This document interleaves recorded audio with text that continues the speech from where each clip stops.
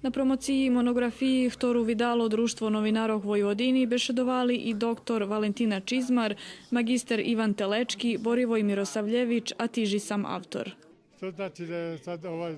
Virtualni mosti predstavljaju jedan zakončeni ciklus moje roboty s fotografiju i voopće životni ciklus každej roboty, ktorú som robil.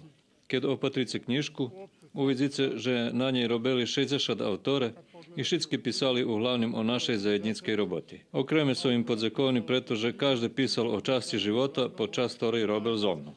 Tu su trudniki, horodonačalniki, akademiki, profesore s ktorima sam robil na fakultetu i drugi.